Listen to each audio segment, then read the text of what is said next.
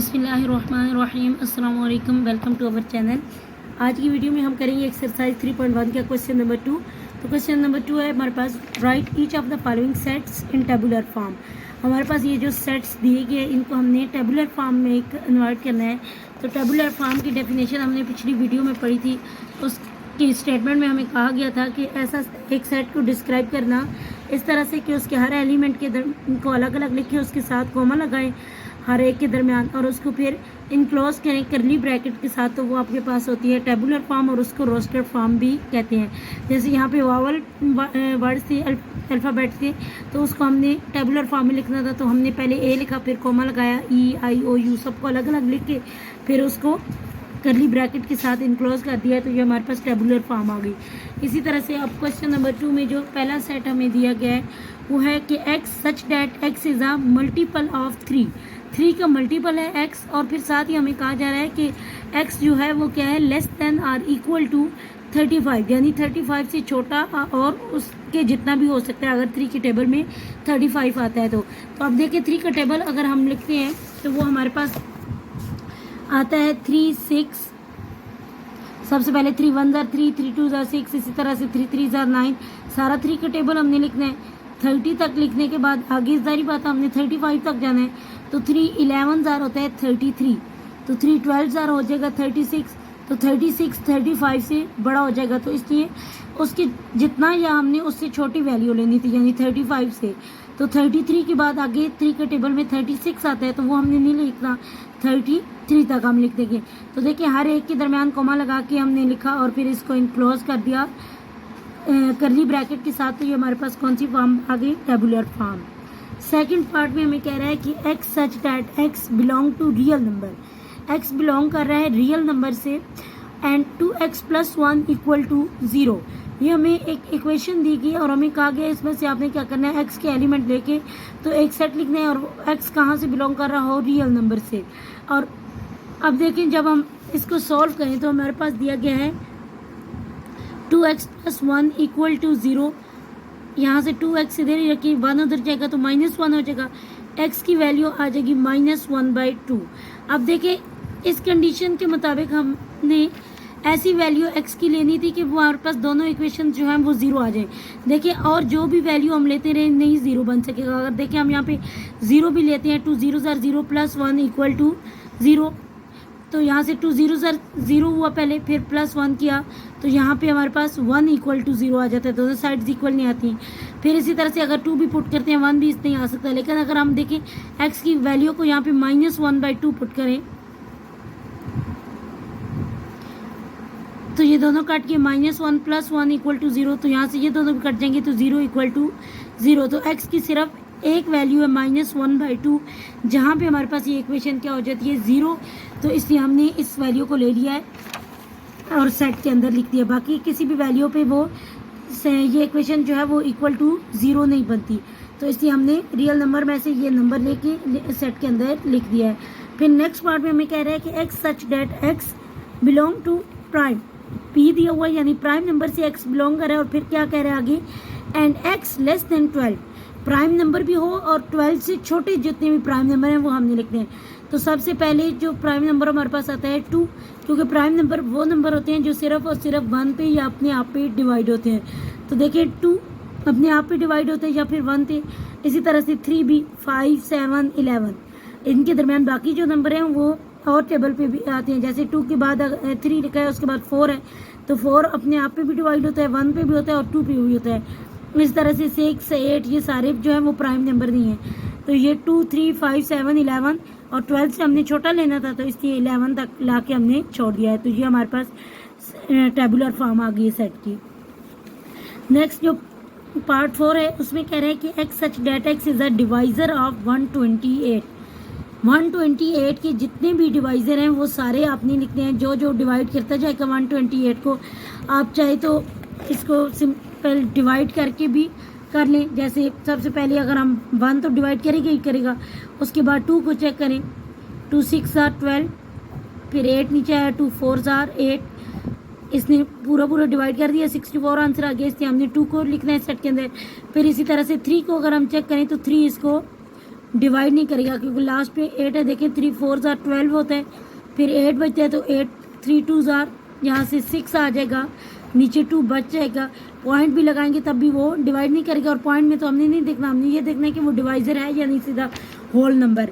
तो 3 इसका मतलब है कि इसका डिवाइज़र नहीं है। उसके बाद 4 को चेक करें तो 4 डिवाइज़र होगा, क्योंकि 4 3 ज़ार 12, 4 2 ज़ार 8, तो हमारा पूरा ये डिवाइड कर देगा।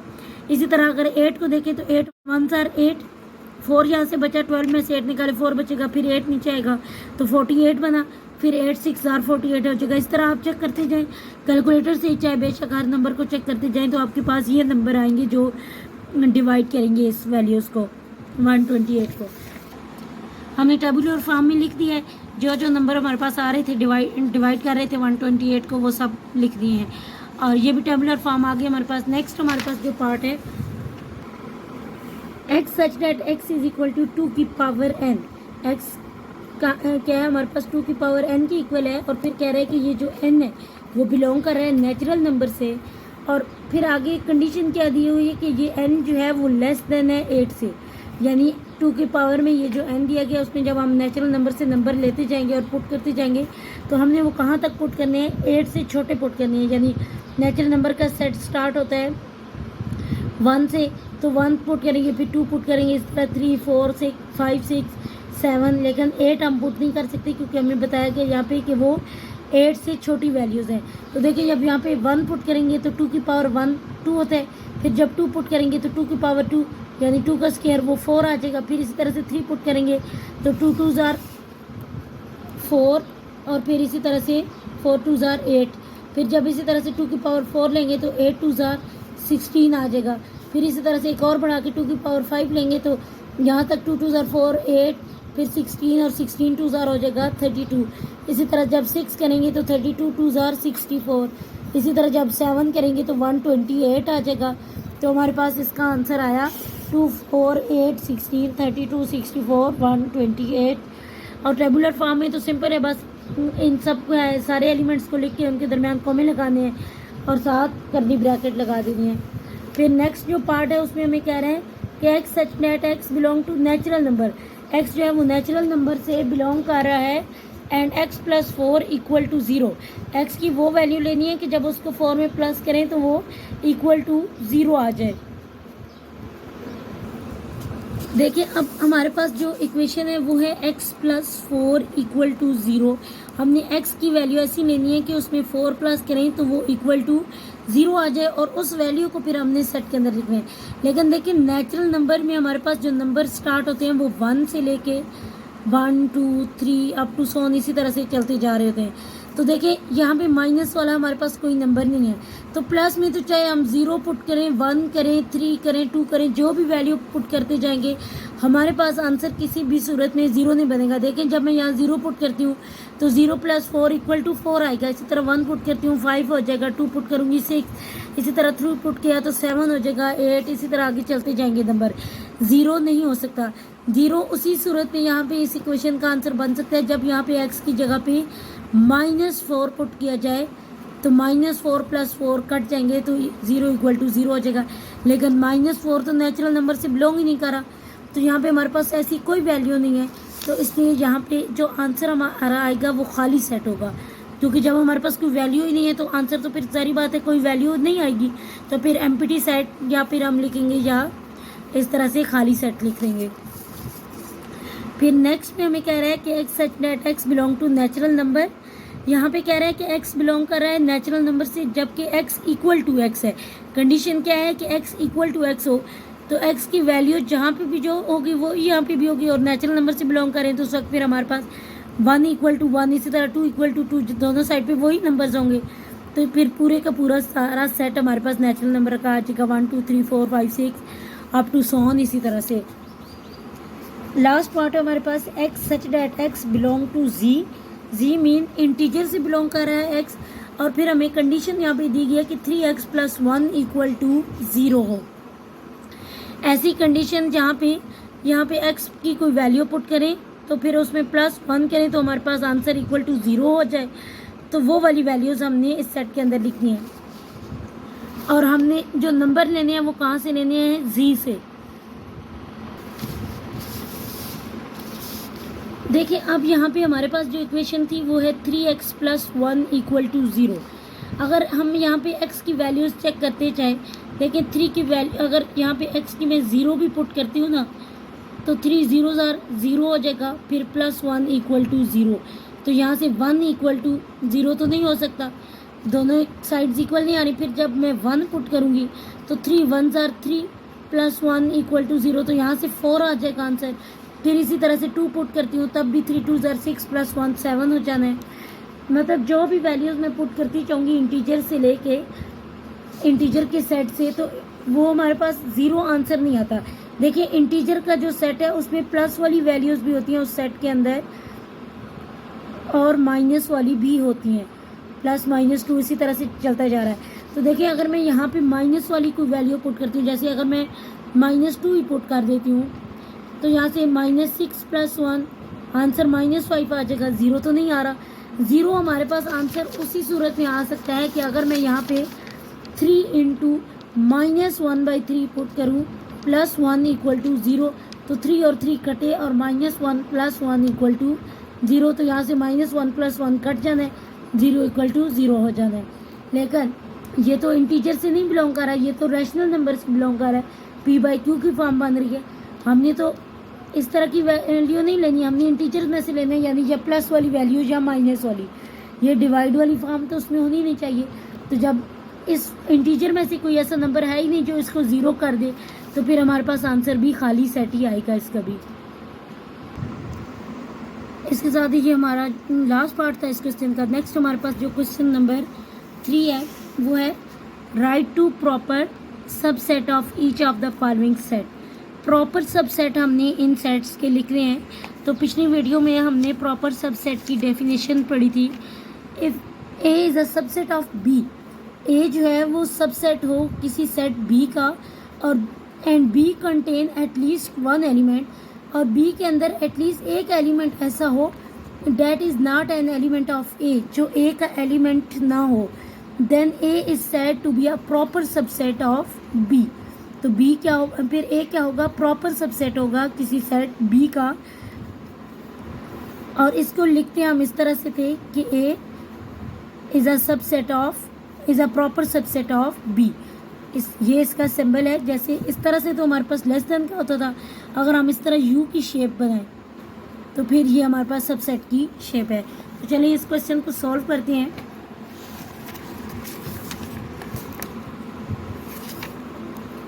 अब देखिए फर्स्ट पार्ट में हमें जो सेट दिया गया है ABC, इसके अगर हम सबसेट बनाएं तो यहाँ पे दो सेट्स हमें बनाने के लिए कहे गए थे प्रॉपर सबसेट। तो देखिए एक सबसेट हमने बनाने सीखे थे किस तरह से कि ये जो सेट हमें दिया हुआ होता है उसी में से कुछ अलग अलग एलिमेंट्स को करना और सेट की फॉर्म में लिख देना, वो हमारे पास सबसेट होता था। जैसे अगर यहाँ पे ABC है तो इसके अगर मैं अलग अलग करना चाहूँ, इनके सबसेट लिखना चाहूँ, तो एक A होगा इसका सबसेट, फिर B होगा, फिर इसी तरह से C, फिर दो को मिला के भी हम लिखते थे A और B, फिर इसी तरह से A और C, फिर इसी तरह से B और C, फिर हम इन तीनों को भी इकट्ठा लिख सकते थे A B C। ये तो हमारे पास होते थे सबसेट लिखने का तरीका। लेकिन जो प्रॉपर सबसेट है उसमें उसने कहा था कि अगर कोई सेट हमारे पास बी है, जैसे फर्ज करें ये हमारे पास सेट बी है, तो ए कोई उसका अगर मैं सबसेट लेती हूँ, यहाँ से कोई भी एलिमेंट लिया, जैसे ये ए है, ये इसका सबसेट प्रॉपर सबसेट उस वक्त होगा जब इस पहले एलिमेंट के पहले सेट के अंदर, यानी ये जो बी वाला है, इसके अंदर एटलीस्ट कोई एक एलिमेंट ऐसा हो जो हमारे पास जो प्रॉपर सबसेट हमने बनाया उसके अंदर ना हो। जैसे अगर फर्ज करें मैंने प्रॉपर सबसेट में यहाँ पे ए ही बना लिया है या बी सी बना लिया है, तो अगर मैं कहती हूँ कि ये दोनों प्रॉपर सबसेट है, तो फिर कंडीशन के मुताबिक इनको कैसा होना चाहिए कि जिसके ये प्रॉपर सबसेट हैं उनके अंदर एटलीस्ट एक आध एलिमेंट ऐसा होना चाहिए जो इन सेट के अंदर नहीं होना चाहिए। देखिए यहाँ पे ए बी सी था, ये मैंने प्रॉपर सबसेट बनाया ए, तो इस ए के ये सिर्फ ए है, उसके अंदर बी सी साथ एक्स्ट्रा हैं, तो 2 एलिमेंट ऐसे हो गए ना जो प्रॉपर सबसेट के अंदर नहीं है। इसी तरह से दूसरा मैंने बनाया बी सी, तो अगर हम पहले वाले सेट को देखें तो उसमें ए बी सी 3 एलिमेंट थे, तो एक एलिमेंट ऐसा हो गया है जो इसके अंदर नहीं है, तो फिर ये क्या है, हमारे पास प्रॉपर सबसेट है इस सेट का। तो देखें वो मैंने लिख दिया इसी तरह से, एक ए लिखा है, एक बी लिखा है। अब अगर हम कंडीशन के मुताबिक देखें तो हमारे पास यही कंडीशन थी कि ये सेट प्रॉपर सबसेट उस वक्त होंगे जब इस सेट के अंदर एटलीस्ट एक एलिमेंट ऐसा हो जो इन सेट के अंदर ना हो। तो बस हमने इन दो प्रॉपर सबसेट लिख लिए। अब 0 और 1 है, तो देखिए इनको भी मैंने अलग अलग करके लिख दिया है। तो दो सेट हमारे बन गए प्रॉपर सबसेट कंडीशन के मुताबिक। इस सेट को अगर देखें कि ये प्रॉपर सबसेट है या नहीं, तो देखें यहाँ पे एक एलिमेंट ऐसा है जो इसके अंदर नहीं है, और अगर इसको देखेंगे तब भी देखिए इस सेट के अंदर 0 है, इधर नहीं है, तो ये दोनों क्या है, इसके प्रॉपर सबसेट हैं। नेक्स्ट जो हमें पार्ट दिया गया है वो नेचुरल नंबर दिया गया है। अब देखिए नेचुरल नंबर का हमारे पास जो सेट होता है वो 1 2 3 अप टू सो ऑन इसी तरह से चलता जा रहा होता है। अब इसमें से इतने बड़े सेट में से जिसकी हमें पता ही नहीं है कि लिमिट कहाँ तक है, इनफिनाइट सेट है, उसमें से हम दो सेट कोई भी प्रॉपर सबसेट बना सकते हैं। इनमें से वैल्यूज़ लेके 1 2 3 एक हमने ले ली और एक 4 5 6 वैल्यूज़ लेके एक सेट बना लिया, क्योंकि देखिए यहाँ पे 1 2 3 है, अप टू सोन इसी तरह से चलता जा रहा है, जबकि ये जो प्रॉपर सबसेट मैंने बनाया वो तो सिर्फ 3 तक है, तो उसमें कई ऐसी वैल्यूज़ हैं जो इसमें नहीं है। इसी तरह से इसके अंदर 4 5 6 लिए, तो तब भी अगर इसके साथ कंपेयर करें तो ये भी प्रॉपर सबसेट है, क्योंकि इसके अंदर तो बहुत सी वैल्यूज़ हैं ऐसी जो इसके अंदर नहीं है नीचे वाले सेट में। तो दो प्रॉपर सबसेट हमने बना लिए। नेक्स्ट जो फोर्थ पार्ट है उसमें हमें जी दिया गया है, यानी इंटीजर्स जो प्लस में भी होते हैं और माइनस में भी, वो वैल्यूज़ हमें दी गई हैं। 0 प्लस माइनस 0 प्लस माइनस 1 इसी तरह से plus minus 2 up to so on, यानी इस सेट के अंदर माइनस वाली भी वैल्यूज़ हैं और प्लस वाली भी। तो इसमें से कोई भी वैल्यूज़ दो या एक या तीन लेके हम दो सेट बना सकते हैं, क्योंकि ये तो एक इनफिनाइट सेट है। तो यहाँ पे मैंने एक प्रॉपर सबसेट इसका बनाया -1 और -2 को लेके, एक 1 और 2 को लेके बना दिया। आप इसमें 2 और 3 को भी लिख सकते हैं, इसी तरह 4 5 कोई भी नंबर लेके 3 इवन के ले सकते हैं, 4 भी ले सकते हैं, क्योंकि हमें ऐसा सेट बनाना होता है कि उसमें कम से कम जो पहले वाला सेट है उसमें कोई एक वैल्यू जो है वो इस सेट से ज़्यादा होनी चाहिए। तो ये तो इनफिनाइट सेट है, तो चाहे आप यहाँ 3 लें 4 लें कोई फ़र्क नहीं पड़ेगा, बस आपने 2 सेट बना देने हैं। नेक्स्ट है हमारे पास क्यू रिप्रेजेंट करता है रैशनल नंबर्स को। तो रैशनल नंबर का सेट हमारे पास कौन सा होता है, ये हमने फर्स्ट यूनिट में बड़ी डिटेल के साथ पढ़ा था। रैशनल नंबर्स को ऐसे नंबर जिनको हम p/q की फॉर्म में भी लिख सकते हैं, वो भी नंबर्स होते हैं, या फिर डेसिमल की फॉर्म में ऐसे नंबर्स जो फिनाइट हो या फिर जिनमें एक ही नंबर बार बार रिपीट हो रहा हो, यानी टर्मिनेटिंग भी डेसिमल की फॉर्म में और रिकरिंग नंबर भी, वो भी हमारे पास क्या होते हैं, रैशनल नंबर्स होते हैं, और वो नंबर जिनको हम p/q की फॉर्म में लिख सकते हैं। तो आप सिंपली ये याद रख लें कि रैशनल नंबर वो जिनको हम p/q की फॉर्म में लिख सकते हैं, यानी डिवाइड की फॉर्म में। तो कोई भी दो नंबर आप ऐसे लिख दें, क्योंकि रैशनल नंबर का सेट तो बहुत बड़ा है, तो दो सेट आपने बनाने हैं, तो एक 1/5 ले लें, एक 3/7, 2/5 इवन के ले लें, या 6/7, कुछ भी यहाँ पे आप नंबर ले सकते हैं। इसी तरह से नेक्स्ट पार्ट में हमें रियल नंबर कह रहा है, तो रियल नंबर में तो रैशनल और इरेशनल दोनों आ जाते हैं। तो देखिए एक सेट मैंने रैशनल नंबर का ले लिया, क्योंकि जिसके डिवाइड में कुछ नहीं होता उसके नीचे 1 होता है, तो ये भी p/q की फॉर्म बन गई। 3 सिंपली भी हमारे पास रैशनल नंबर है। इसी तरह से 4 3 और 4 का एक सेट बनाया, और दूसरे में मैंने इरेशनल नंबर ले लिया, क्योंकि स्क्वायर रूट की फॉर्म में ऐसा नंबर जो हमें एक होल नंबर ना दे, जैसे 7 हो गया, 11 हो गया, इस तरह के नंबर जिनके स्क्वायर रूट लेने से हमारे पास पॉइंट की फॉर्म में वैल्यूज़ आए, तो हमारे पास इरेशनल होते हैं। तो एक इरेशनल में ले लिया और एक रैशनल में ले लिया, क्योंकि रियल में दोनों नंबर आते हैं। आप दोनों रैशनल में भी ले सकते हैं और दोनों ही इरेशनल में भी ले सकते हैं, यानी यहाँ पे एक सेट आप √5 और एक √7 भी ले सकते हैं। इसी तरह दो वैल्यू भी ले सकते हैं, √5 और √7 एक सेट में ले लें, एक में √3 और एक में 7 √11 ले लें। तो कोई भी नंबर्स आप इनमें लेके लिख सकते हैं। लास्ट पार्ट है x such that x belong to Q अभी हमने पीछे देखा था, ऐसा नंबर जो रैशनल हो, और साथ ही हमें कह रहे हैं कि ये इस सेट में जो है वो 0 और 2 के दरमियान लाई कर है। 2 इसमें शामिल है, क्योंकि देखिए इसके नीचे क्या है, 7 लाइन लगी हुई है, यानी ये less than or equal to 2 है, जबकि 0 इसमें शामिल नहीं है, क्योंकि यहाँ पे 7 नीचे लाइन नहीं लगी हुई, ये सिर्फ यहाँ पे लेस देन का साइन है कि x जो है वो 0 से बड़ा है और 2 उसमें शामिल भी है और 2 से छोटा भी है। यानी इस सेट के अंदर कौन कौन सी वैल्यूज़ हैं, एक 1 और एक 2, ये इस सेट के अंदर वैल्यूज़ आ रही हैं। तो देखिए 1 और 2 के दरमियान 1.1 भी होता है, 1.2 भी, इसी तरह के नंबर भी है। तो आप या तो ऐसा कर लें कि एक सेट में 1 लिख लें, एक में 2 लिख लें, या फिर एक में आप 1 लेके एक में 1/2 ले लें, क्योंकि 1/2 0.5 को रिप्रेजेंट करता है। अगर देखें ना, इसको हम डिवाइड करते हैं, अंदर 1 आएगा बाय 2, तो यहाँ पे 0 पॉइंट लगा के 10 बनाएंगे, 2 5 आर 10, तो यहाँ पे 1/2 भी ले सकते हैं। इसी तरह से एक में सिर्फ 2 लिख ले, तो ये 2 आपके प्रॉपर सबसेट बन जाएंगे। लास्ट पार्ट भी हमारा इसका हो गया। नेक्स्ट हमारे पास जो क्वेश्चन है, क्वेश्चन नंबर 4, उसमें कह रहा है कि इज देयर एनी सेट, क्या यहाँ पे कोई ऐसा सेट है which has no proper subset, जिसका कोई भी प्रॉपर सबसेट ना हो। इफ़ सो, अगर ऐसा है, नेम डेट सेट, तो फिर उस सेट का नेम बताएं। तो जी हाँ, हमारे पास एक ऐसा सेट है जिसका कोई प्रॉपर सबसेट नहीं होता, और वो कौन सा है? Empty set. लेकिन जब वो पहले से ही खाली सेट है, तो जब उसका हम आगे सबसेट लिखेंगे, तब सबसेट में एक सबसे पहले हम खाली सेट तो लेते हैं, लेकिन हमने ये कहा था कि प्रॉपर सेट वो सबसेट होता है, प्रॉपर सबसेट वो सेट होता है जो किसी सेट का, कि उस सेट के अंदर एटलीस्ट एक ऐसी वैल्यू हो जो उस सेट के अंदर ना हो, जो आपने प्रॉपर सबसेट बनाया हो। तो देखें यहाँ पे तो कोई इस वैल्यू ही नहीं है एम्प्टी सेट के अंदर, तो फिर एक्स्ट्रा वैल्यू क्या होगी? तो इसलिए हम यहाँ पे लिख सकते हैं कि yes, empty set has no proper subset. फिर नेक्स्ट क्वेश्चन नंबर 5 है, उसमें कह रहा है कि what is the difference between, यहाँ पे 2 सेट दी गई है, तो कह रहा है कि इन 2 सेट्स के दरमियान क्या डिफरेंस है। देखिए एक सेट है हमारे पास ए और बी। अब इस सेट के अंदर हमारे पास यहाँ पे 2 एलिमेंट है, एक एलिमेंट है ए और एक एलिमेंट है बी। जबकि अगर हम इस सेट को देखें, तो इस सेट की वैल्यू, बाहर हमारे पास ये ब्रैकेट है और अंदर ब्रैकेट के अंदर हमारे पास ए बी है। तो अगर इन ब्रैकेट्स के लिहाज से देखें, तो ये एक ही वैल्यू आ रही है हमारे पास, एक ही इसके अंदर एक ही एलिमेंट है इस सेट का। तो देखिए पहले सेट के अंदर 2 एलिमेंट थे, जबकि इस सेट के अंदर ये जो बाहर वाली ब्रैकेट्स हैं इनको देखें, तो उसके अंदर हमारे पास एक ही वैल्यू आ रही है। तो फिर आप यहाँ पे लिखेंगे कि सेट ए बी, यानी ये जो पहले वाला सेट है, has 2 elements A and B, while जो दूसरे वाला है, ये set into A B has only 1 element, जो कि एलिमेंट उसका क्या है? A comma B. तो ये सिंपली आप इसमें में लिख देंगे। तो ये डिफरेंस इनका ये है कि एक में 2 एलिमेंट है और एक में एक एलिमेंट है।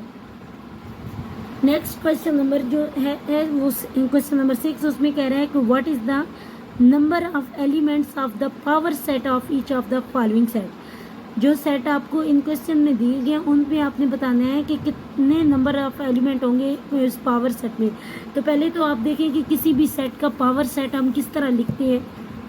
अब हमने ये चीज़ पिछली वीडियो में भी की थी कि किसी सेट के जब पावर सेट हमने लिखना होता है, तो जितने उसके सबसेट बन होते हैं वो सारे हम लिखते हैं, लेकिन सबसे पहले फाई, और फिर उन सबको हम ब्रैकेट्स के साथ इनक्लोज करते हैं, जैसे यहाँ पे किया है।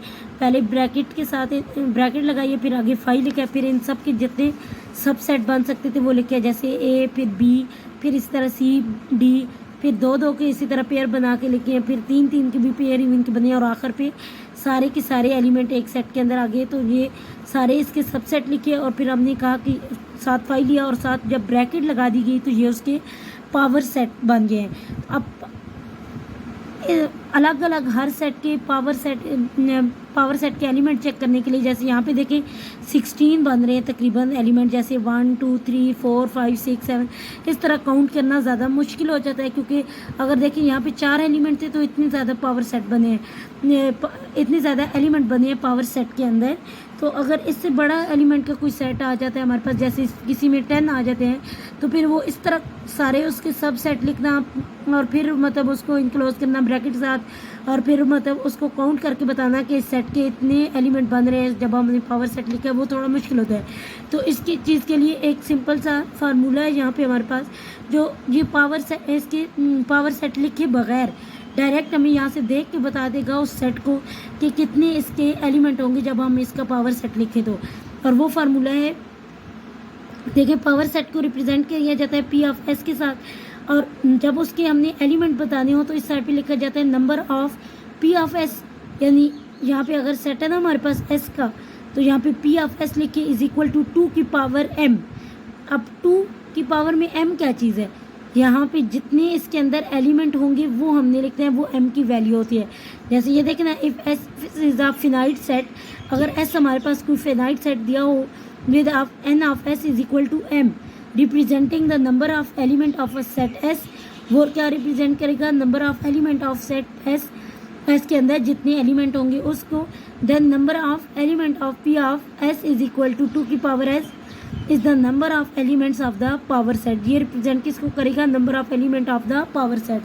सिंपली आपने क्या करना है कि इसके अंदर जितनी वैल्यू जो होंगी, जैसे 1 2 3 4, उसको 2 की पावर में लेना है 4 को, और फिर 2 की पावर 4 लेंगे. जो आंसर आएगा उतने ही इधर पावर सेट के अंदर नंबर होंगे. देखिए जैसे यहाँ पे 2 की पावर 4 लेंगे तो क्या आता है? 2 2 ज़ार 4, 4 2 ज़ार 16, 16 2 ज़ार, यहाँ 2 2 ज़ार 4, 4 2 ज़ार 8 और 8 2 ज़ार 16, यानी 2 की पावर 4 लेने से आपके पास आता है 16. तो जब आप यहाँ पे काउंट करें ना इनको, तो ये भी आपके पास देखिए 16 आएगा. 1 2 3 4 5 6 7 8 9 10 11 12 13 14 15 16. तो बस आपने 2 की पावर में लिखना है और फिर 2 की पावर वो लेनी है जितनी होगी, तो आपके पास आंसर आ जाएगा. देखिए अब यहाँ पे पहला सेट आपको खाली दिया गया है, तो 2 की पावर n है, तो यहाँ पे जब कोई एलिमेंट ही नहीं है तो 2 की पावर 0 आएगी. तो 2 की पावर 0, किसी भी चीज़ की पावर 0 हो तो वो इक्वल टू 1 आता है. तो अगर हम इसके पावर सेट लिखे, तो पावर सेट लिखने के लिए सबसे पहले आपके पास आता है 5, और उसके बाद आगे जितने सब सेट बन रहे होते हैं वो लिखने होते हैं. तो यहाँ पे जब कोई वैल्यू ही नहीं है तो सिर्फ 5 आया. तो देखिए इसके अंदर एक ही एलिमेंट नहीं आया, तो आपको इस तरह लिखने की ज़रूरत नहीं है. बस जितने एलिमेंट होंगे वो 2 की पावर में लिखेंगे और आपका आंसर आ जाएगा. नेक्स्ट पार्ट में देखिए 0 और 1 है, 2 एलिमेंट है, तो 2 की पावर n की जगह पे आप क्या लिखेंगे? 2 की पावर 2. तो 2 की पावर 2 लेने से आपके पास आंसर आ गया 4. अब यहाँ पे गिने कितने एलिमेंट है? 1 2 3 4 5 6 7. जाहिर बात है जब 1 से 7 तक काउंटिंग है तो 7 ही एलिमेंट है. तो 2 की पावर 7 लेंगे. 2 की पावर 7 लेने से देखें आपके पास क्या आता है? 1 2 3 4 5 6 7, 7 टाइम हमने 2 को लिखा. 2 2 ज़ार 4, 4 2 ज़ार 8, 16, 16 2 ज़ार 32, 32 2 ज़ार 64. इसी तरह 64 को 2 से मल्टीप्लाई करें तो आता है 128. अब देखिए काउंटिंग स्टार्ट हो रही है, यहाँ पे 0 से और 7 तक गई है, यानी 7 एलिमेंट तो ये, और एक 0 को ऐड करेंगे तो 8 एलिमेंट है. तो 2 की पावर आप क्या लेंगे? 8. तो 2 की पावर 7 आपने पिछले पार्ट में ली, 128 आया. तो 128 को फिर एक दफ़ा जब 2 से मल्टीप्लाई करेंगे तो आपके पास आ जाएगा 256. आप सिंपल कैलकुलेटर पे 2 लिख के उसकी पावर वाला बटन जो इस तरह का होता है उसको प्रेस करके ऊपर 8 लिखें तो आपका डायरेक्ट ये आंसर भी आ जाएगा. इस तरह आपको लेने की भी ज़रूरत नहीं है अलग अलग लिख के, तो मल्टीप्लाई करके. अब जो नेक्स्ट पार्ट है उसमें देखें कितने एलिमेंट है? एक ए और एक ये, 2 एलिमेंट है इसके अंदर. तो 2 की पावर 2 लें तो आपके पास आंसर आ जाएगा 4. इसी तरह जो लास्ट पार्ट है इस क्वेश्चन का उसके अंदर एलिमेंट है 1 2 3. अब आप ये देख के नहीं कहिएगा कि ये एक एलिमेंट, ये दूसरा, ये तीसरा, ये चौथा, ये पांचवा, ये छठा. नहीं, आपने ये बाहर वाली ब्रैकेट्स के अंदर देखना है कि एक एक एलिमेंट को अलग अलग किया जाता है टेबुलर फॉर्म में कॉमे के साथ. तो देखिए एक एलिमेंट के बाद कॉमा आया, फिर दूसरे के बाद कॉमा आया, फिर तीसरे के बाद आगे ख़त्म हो गया ये सेट. तो 3 एलिमेंट है, तो 2 की पावर 3 लेने से आपके पास आंसर आएगा 8.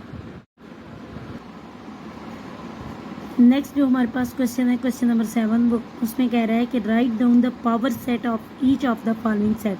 अभी जैसे पीछे एग्जांपल में मैंने आपको दिखाया पावर सेट लिखने का तरीका, उसी तरह से इनको सॉल्व करना. पिछले क्वेश्चन में तो सिर्फ उसके एलिमेंट बताने थे कि कितने एलिमेंट आएंगे, तो वो हमने पावर सेट अलग अलग नहीं लिखे बल्कि डायरेक्ट वो फार्मूला लगा के 2 की पावर में हमने उसको सॉल्व कर दिया.